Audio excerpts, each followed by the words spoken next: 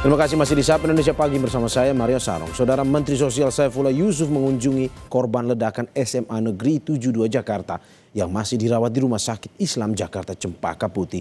Mensos Saifullah Yusuf memastikan pemerintah akan menanggung seluruh biaya perawatan hingga pemulihan para korban. Kunjungan kali ini dilakukan Mensos untuk memastikan penanganan dan kondisi terkini para siswa yang merupakan korban ledakan di SMA Negeri 72 Jakarta. Mensos Saifullah menyebut dari 13 korban yang masih dirawat di Rumah Sakit Islam Cempaka Putih, 2 orang diantaranya masih berada di ruang ICU dan HCU dengan kondisi yang membaik. Ia juga menambahkan pemerintah pusat dan daerah akan berkolaborasi untuk menanggung biaya perawatan korban hingga ke masa pemulihan. Kementerian Sosial memberikan dukungan-dukungan yang diperlukan setelah nanti dari rumah sakit ini.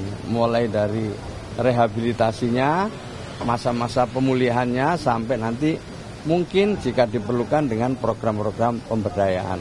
Ya memang masih ngobrol ringan-ringan saja, tapi mereka sudah menceritakan sedikit tentang posisinya di mana pada saat itu dan apa yang mereka lakukan setelah itu, ya yang ringan-ringan saja.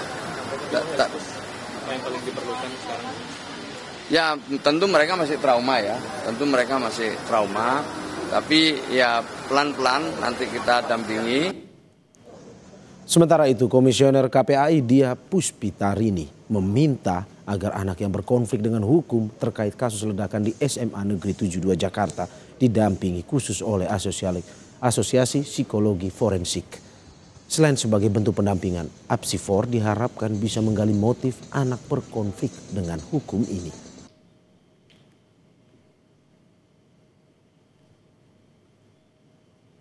Dan yang terpenting kalau apakah ini kaitannya dengan bullying juga mungkin ada ya, tapi masih didalami lebih lanjut. Yang jelas memang semuanya anak ini kami minta untuk didampingi Apsifor, Asosiasi Psikolog Forensik, agar mengetahui sampai ke detailnya kenapa motif anak ini melakukan demikian. Berbeda dengan yang lain. Jadi KPAI meminta untuk si anak yang berkonflik dengan hukum ini Apsifor khusus. Ini kami meminta dari KPPA juga untuk mendampingi tim psikolog dari KPPA dan juga Peksos untuk berada di lingkungan, mengetahui apa yang terjadi di lingkungan anak ini.